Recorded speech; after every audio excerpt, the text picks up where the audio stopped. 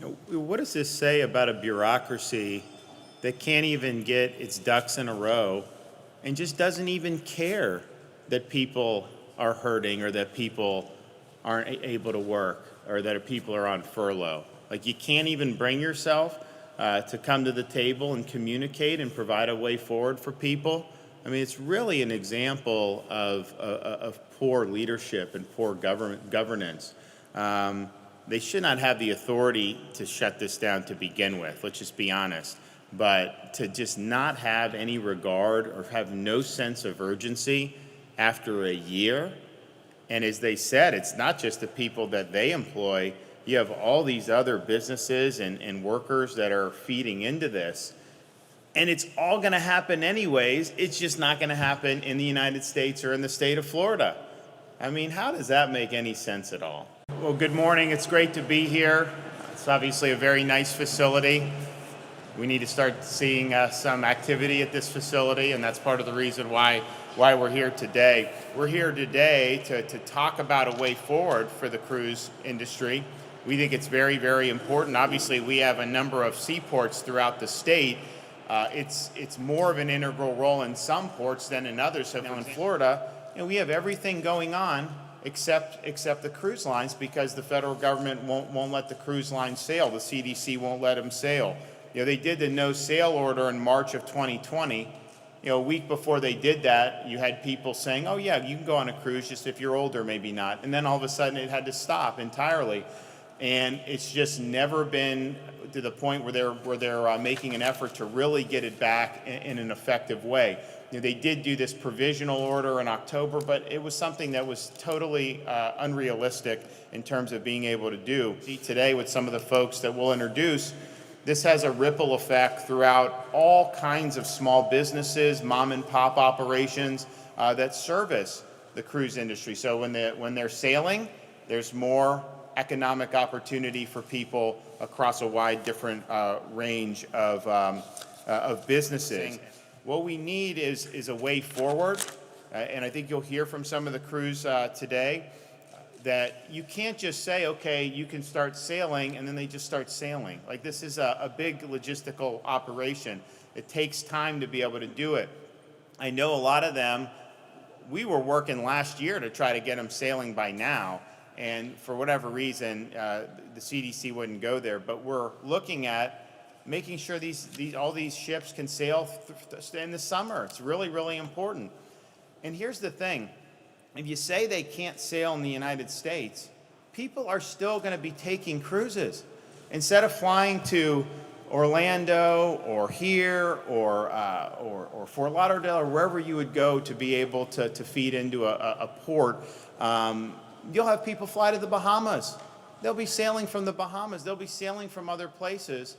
So the activity is not really going to be any different. It's just going to be detrimental to states like Florida that have so many people that depend on this industry for their livelihoods. And so we think we're in a position where we absolutely need a way forward. We also have to come to grips with, is it okay for the government to just idle an industry for a year with no end in sight?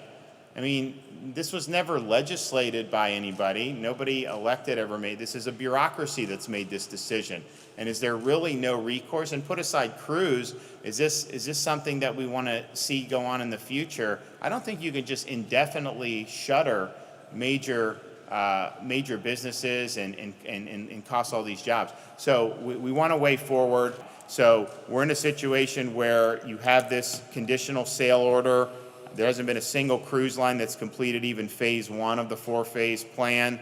The CDC hasn't updated any of its findings with current data to justify the lockdown of this industry. And the cruise industry, from the very beginning, when this came, there was an outbreak on this Diamond Princess. That was kind of one of the main things. And so the cruise industry was focused on, and they were trying to figure out, okay, well, what do we need to do? What do you do this? And then they did the no sail. So then they're like, okay, we got to figure out a way back. And so they've been working on this for months and months and months to try to prepare for this. But they've just been blocked by the CDC every step of the way. So people are right now cruising in other countries. You have this as being done in the Mediterranean and other places, and I know some of the folks from the industry can talk about that. And of course, we have all kinds of stuff going on, and not just in Florida, where we're probably the most robust state in the country in terms of options for people. But we have people flying on airplanes, they're on buses, hotels, restaurants, theme parks, casinos, you name it. All this stuff is gone, but somehow the cruise is viewed as differently. So we want a way forward, and we're all united here to say we need a way forward. So I want to hear from some of these folks, have a discussion, and then hopefully get a decision, give them a date where they can go so they can plan and be ready to go. And I can tell you, we'll put a lot of people back to work in this state if we're able to do it. So I would like to turn it over to the Attorney General. Thank you, Governor. And many of you know I'm a fifth-generation Floridian. I have never been more proud to be a Floridian as I am right now, especially under the leadership of this governor, who is not a governor that sits in his office and puts his feet up on the desk and makes decisions on high. As you can see right now, he is in the details, meeting with the folks that are affected, not only the cruise industry folks, but those that support the cruise industry, the florists, the caterers, the transportation workers. All of these folks are Floridians just trying to provide for their families. This governor has been focused on how do we balance the health and safety of our communities with Floridians' right to make a living and provide for their families. So proud of this administration and really glad to be here today to hear how Florida and these businesses are affected by the federal government's decision to lock down a whole industry, which, if we're playing by the orders that are in place now, could be a year and a half. And so this is an extremely important meeting as we gather facts and information that we will use here in the state of Florida, that my office will evaluate with the governor to determine how we'll proceed forward. We take our function and our role to protect Floridians and their rights very seriously. It's something that we consider every single day. And sometimes that means we have to push back against our own government, who is overreaching or acting outside their scope of authority that we, the people, have given them. And when you're sitting among a folks that has been idle for this long, under orders that we cannot see in the foreseeable future that are going to allow us to get back to work, we've got to start examining some very serious options. And so that's why we're here today. As you know, Florida is #1 in the nation for cruises. Over 60% of embarkments start here in Florida. So you can imagine the impact that this has on our economy. Florida is well known as the cruise capital of the world, sending more than close to 9 million passengers. And the top 3 cruise ports in the world are right here in Florida, with Canaveral being one of them. So just recently, I just wanted to share with you a little bit of statistics, as you mentioned, General, about some of the numbers. September 2020 report from the Federal Maritime Commission estimated that during the first 6 months of the pandemic, losses in Florida due to the cruise industry shutdown totaled over $3 billion in economic activity, including 49,500 jobs, paying over $2 billion in wages. Think about that. More than 49,000 of your neighbors, your friends, your colleagues, out of work. And that was just the first 6 months, and here we are a year later.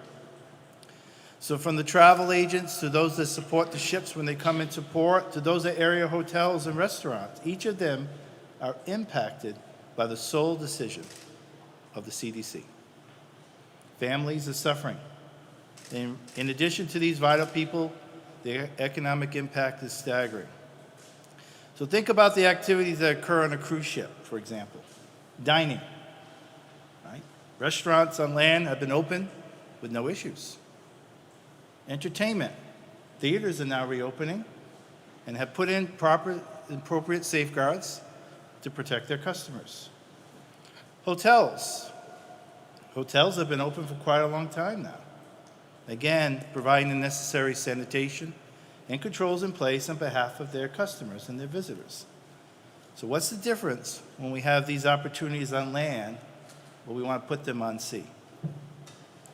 We got to go forward, I think, understanding you can never have any activity that has absolutely zero risk at all. And we do things every day that has risk, not having nothing to do with COVID. We don't even think twice about it.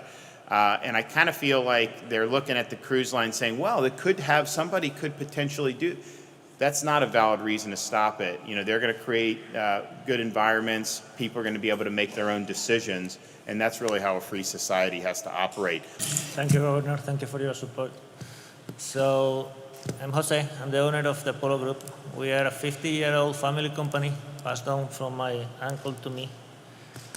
We operate about 300,000 square feet of warehouse space in Miami. Pre-pandemic, we were operating 24/7 with about 250 employees. Today, we have about 60 employees left. There is a lot of inventory that has been left, which is something that people don't think about, but we do have a ton of inventory left from when the ships stopped. A lot of it bonded inventory that can only be exported, so it cannot be used for the domestic trade.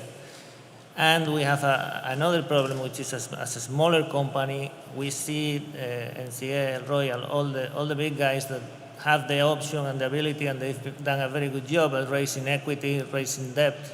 For us, it's a lot more difficult. We have to deal with the banks in a much different way. So that has created another problem for us. And basically, you know, it's been 14 months of very, very little revenue, a lot of job losses, a lot of people having to be furloughed, let go, a lot of human capital lost. So we can't wait. We want to start. We are rearing for it. And thank you, Mr. Governor, for your help. So if they're able to sail again, would you be able to add employees? We will be right back to the pre-pandemic levels. Yeah. So you'd be at 275 employees just like that Correct. if they lift the no sail order. Yep. Exactly right. Great. Right there. Good morning. We're a small company based in Somers, Florida. 95% of our business is the cruise lines. We do about 8 of the bigger cruise lines. We do the whole uniform programs for them. Like everybody else here that's from the cruise lines, we've been affected. We used to carry about 60 employees with the 2 companies that we do, because it's a sister company. And after the pandemic, we only have about 10 employees now. We were able to move a little bit of production to make masks, and we sell it to the cruise lines, and so we're able to maintain a little bit to bring at least the 10 people or extra that we were able to bring back. But like everybody else here, we've been hit very hard. We have millions of dollars of inventory because it's custom made for the cruise line, so it's not that I can turn around and sell it to anybody else, so we're just sitting there. And the same as them, we just very wary. Finances are not there anymore, we have no movement. So we are just anxious to be able to come back, we had about 60 employees total with the 2 companies that we have. And at the time being, we just, ready to go. We'll bring them back. They're hurting. I mean, they call me every day, hey, you guys opening back? I heard the cruise is coming back. But, until we don't go, I mean, there's nothing we can do. But you would definitely be able to bring them back if the no Yes. sail order is lifted. Yes. Ready to go. And if it's not lifted in the near future, what does that mean? What does that mean for the viability of your company? We've been able to stretch out all of our debt that we have with our suppliers. I mean, we produce a lot of stuff locally, and we do it in China. But then we're able to ease, the payment back of the debt. But now it's already a year and a half. What are we going to tell them? 2 years? We can't. We won't be able to survive anymore. 5 more months of this, 6 more months of this. It's going to be very tough. How to move forward. Well, when I hear the stories from Jose and Carlos, those are both companies that we work closely with at Norwegian. My heart breaks. I mean, these are partners of us for many, many years, and to see them suffer is just really incredibly sad. They are not just our vendors, they're our partners. We treat them as family, and during normal operations, we do very well together to support the economy in South Florida. We too suffer from an economic and jobs perspective. We employ a few thousand employees in our headquarters in Miami and our satellite office in Sunrise, Florida, and have had to lay off hundreds of them during this pandemic. And Governor, to answer your question in advance, if the no sail order was to be removed, we would be able to hire them back immediately. and restore them at full pay, good paying jobs and careers that people have for years and decades with us. We want to bring them back, Governor, to continue. You mentioned in your introductory comments that we didn't just sit back and wait. We spend the months over the summer putting these recommendations together. And we're really excited that these recommendations were adopted by the entire industry. And cruise ships are now operating, as you mentioned, Governor, in many, many different areas in 10 separate regions of the world. Hundreds of thousands of guests have traveled on cruise ships throughout all these regions, and we've had no COVID outbreaks. None. Absolutely none. It is safe to cruise, Governor, and we are anxious to bring those protocols along with vaccines. You've done an incredible job, Governor, in vaccinating or in getting vaccinated the most vulnerable population here in Florida. We're very thankful and grateful for that. And the combination of these health protocols and vaccines really allows us to have a very strong safety profile for our ships. We're anxious to come back, Governor, and we thank you again for your support. Ladies and gentlemen, you heard it. Let's get people back to work. Let's get people back to work. The health situation has changed.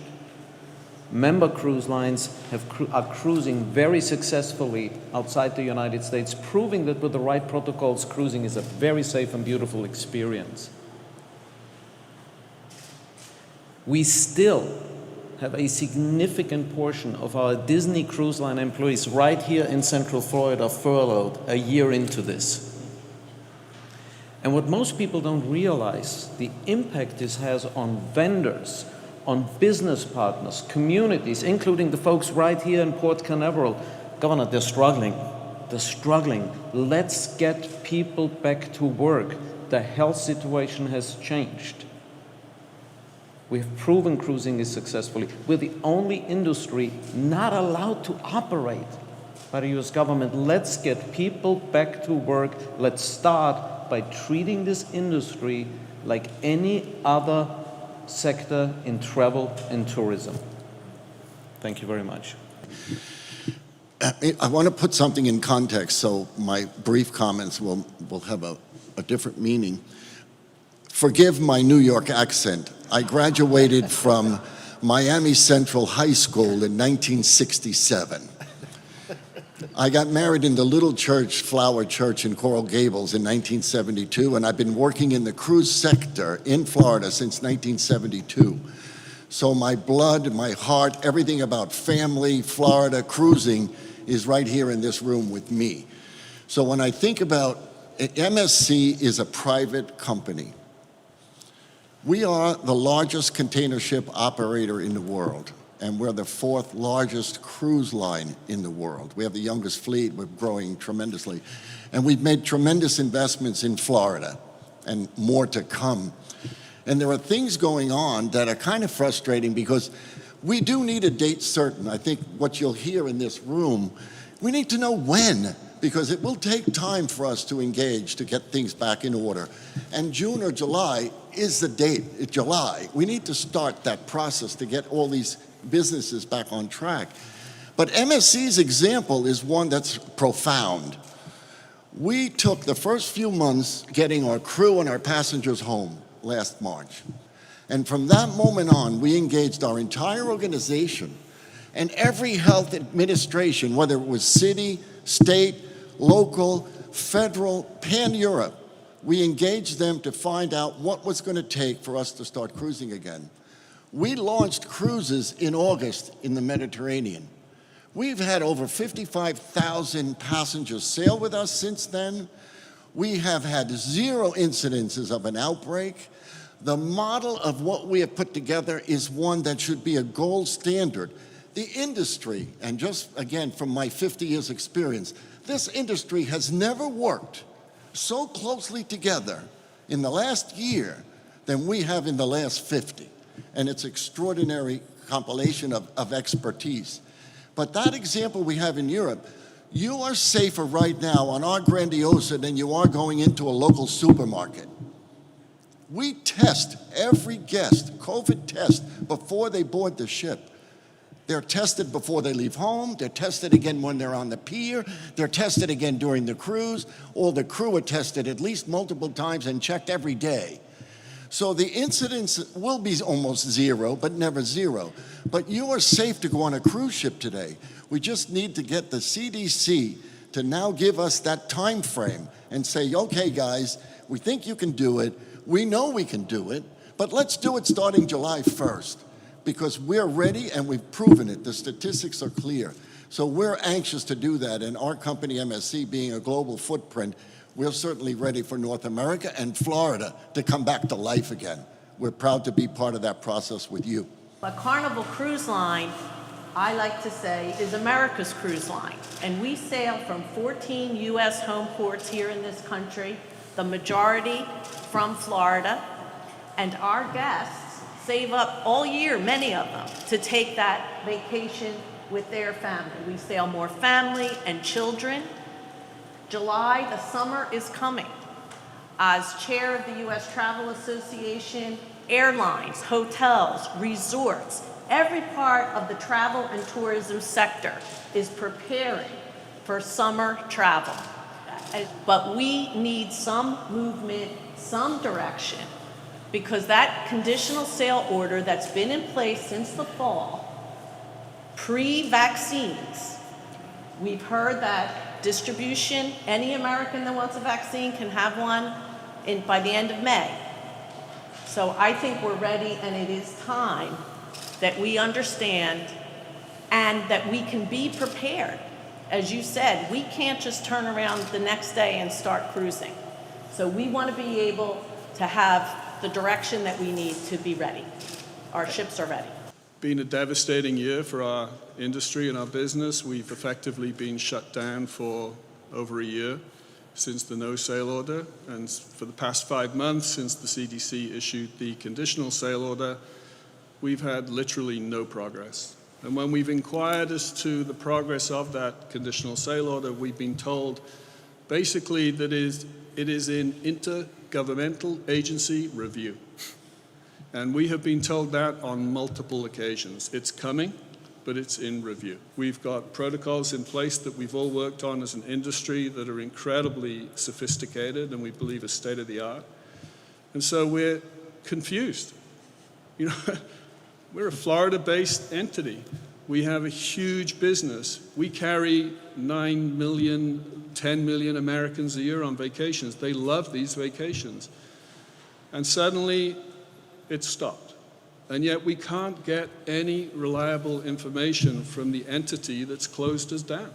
It's in intergovernmental agency review, month after month after month. It's devastating. We have now started to take our ships because we have to, and we've started to home port them in other locations. We announced that we're opening up in Israel because the Israeli government reached out to us and we had a collaborative process, and we're starting to cruise from Israel in June. We recently announced that one of our ships will be home porting in Nassau in the Bahamas. We opened it for sale a couple of days ago. Fantastic demand, primarily from our American customers. We announced that we're opening one of our ships and home porting it in Bermuda, and that'll start in June. Exactly the same thing. So we're in this bizarre situation where we're all Americans, we've got huge workforces in America, we buy all of our products in America, we supply our ships from America, most of our customers are from America, and yet we cannot get any guidance. And so I thank you for your support, and it's wonderful to see, and it's great to be invited here to speak with you today. So thank you.